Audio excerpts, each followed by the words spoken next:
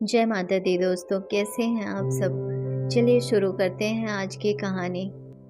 आज अंजलि अपने पति के साथ अचानक मॉल में मिल गई। मुझे देखते ही अपने पति से बोली, आकाश, ये हैं हमारे सतीश भाई। आकाश ने बड़ी गर्मजोशी के साथ हाथ मिलाया। बेटे से कहा, मामा को नमस्ते करो। नमस्ते का जवाब देकर उसे मैंने गोद में उठा लिया। अपनी पुरानी गलती को याद कर मैं आज बहुत ही शर्मिंदगी महसूस कर रहा था। तुम यहाँ कैसे आए हो? मेरी एक मीटिंग थी यहाँ, कल आया था। आज मीटिंग जल्दी हो गई है, ट्रेन रात की है। समय काटने के लिए इधर आ गया। तुम हमारे घर चलो, वहीं खाना खाकर निकल जाना। बहुत बातें करनी है। तुमने तो 5 साल से कोई अपनी खबर ही नहीं दी। नहीं अंजलि, हमारे साथ 2 कलीग और हैं। रात का खाना होटल में ही साथ खाएंगे। ट्रेन तो 11:50 पर है। अगली बार कभी आया तो तुमसे मिलने ज़रूर आऊँगा, लेकिन अभी क्या दिक्कत है? चलो घर चलो। अंजलि बोली, हाँ भाई, हमारे गरीब खाने का पता तो ले लो सतीश भाई। कहते हुए आकाश ने एक कार्ड पकड़ा दिया। ज़रूर भाई, मैं अगली दफ़ा ज़रूर आऊँगा, कहकर मैं उनसे विदा लेकर मॉल से बाहर आ गया। रास्ते भर सोचता रहा वह पुराने दिन। अंजलि और मेरा घर पास पास था। उसके पापा बहुत ही सज्जन एक राजकीय अधिकारी थे। अंजलि और रितु उनकी 2 बेटियां ही थी, जिनके लिए वह बहुत फिक्रमंद रहते थे। कैसे अंजलि का मैं केयर टेकर बन गया था। दोस्त चिढ़ाते थे, यार लगे रहो वर्मा जी की आधी संपत्ति पर। चुप करो, मेरे पड़ोस में रहती है, उसकी सुरक्षा हमारा फर्ज है। एम.कॉम फाइनल में स्टूडेंट यूनियन का चुनाव था। मैं दोस्तों के साथ उसके घर वोट मांगने के लिए गया था। उसके पापा बंगले के गेट पर मिल गए मुझे। पता नहीं क्या हुआ, मैंने अपना परिचय देकर अभिवादन में उनके पैर छू लिए। अंकल, आपका आशीर्वाद चाहिए। मुझे वह बहुत संस्कारी समझ रहे थे। अंजलि भी इस बात से बहुत प्रभावित हो गई और वह मुझसे कॉलेज में अपनी प्रॉब्लम को बताने लगी थी। 1-2 बार वर्मा जी से मुलाकात हुई तो वह भी बड़ी आत्मीयता से मुझे बोलते, सतीश बेटे कैसे हो?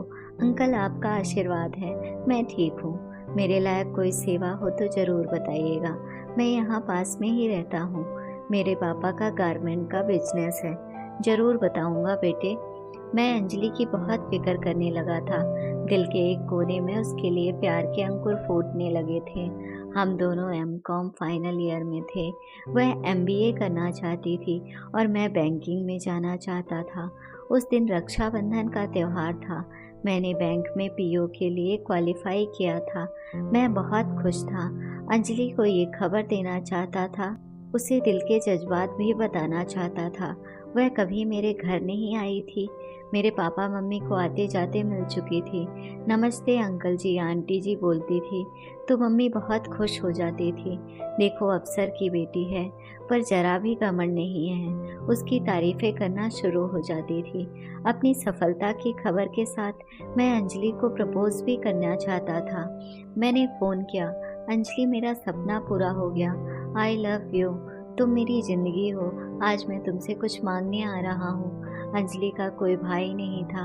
वह मुझ में अपना भाई देख रही थी। कॉलेज के आखिरी साल में मुझे राखी बांधकर जीवन भर एक पवित्र बंधन भाई बहन का प्रेम बनाए रखना चाहती थी। आज वह मुझे बधाई देने और राखी बांधने अचानक मेरे घर आई थी। अपने फ़ोन पर मेरी बात सुनकर वह पवित्र रिश्ते के टुकड़े बिखेर गई। मेरे कमरे के दरवाजे पर कुछ गिरने की आवाज़ सुन मैंने पलट कर देखा तो अंजलि के हाथ से मिठाई का डिब्बा व राखी जमीन पर गिरे पड़े थे। उसने क्रोध और आंसू भरी आंखों से मुझे देखा और बिना कुछ कहे वापस चली गई। मम्मी ने आवाज़ दी, अरे बेटा क्या हुआ? अंजलि बिना राखी बांधे क्यों जा रही हो? पता नहीं मम्मी क्यों चली गई। मैं बहुत शर्मिंदा था अपनी सोच पर। मेरे पैर जम गए। मैं अपने को बहुत लज्जित महसूस कर रहा था। पर माँ अंकल को मेरे प्रति बेटे जैसा भाव और अंजलि को अंदर से भातृत्व प्रेम को मैंने एक गाली दी थी। मैं बहुत गुनहगार था। मेरी हिम्मत नहीं हो रही थी कि मैं उसके पास जाकर उससे माफ़ी भी किन शब्दों में मांगूं। मेरे अंदर उसके लिए बहुत प्यार और सम्मान था, परंतु उसका रूप अलग हो गया। क्यों उसे मैं अपनी बहन नहीं समझ पाया? उसके पास भाई नहीं था। मैं उसे बहन नीति की तरह क्यों नहीं मान सका? मैं उसका भाई क्यों नहीं बन सका था? मेरे बैंक अफसर बनने की खुशी अब ठंडी हो गई थी।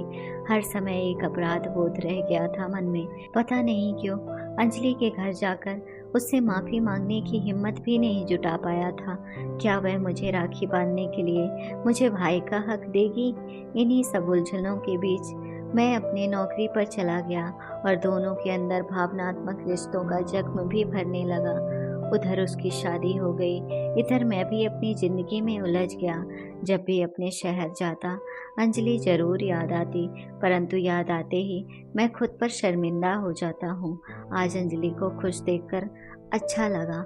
उसने मुझसे बात की। आज भी मैं उसका सतीश भाई हूँ, वह भाई जो अपनी सोच पर बहुत शर्मिंदा है। अगर आपको कहानी अच्छी लगी हो तो अपने दोस्तों के साथ भी शेयर कीजिए और कमेंट में ज़रूर बताइए कि कैसी लगी ये कहानी। और हाँ, चैनल को सब्सक्राइब करना ना भूलें।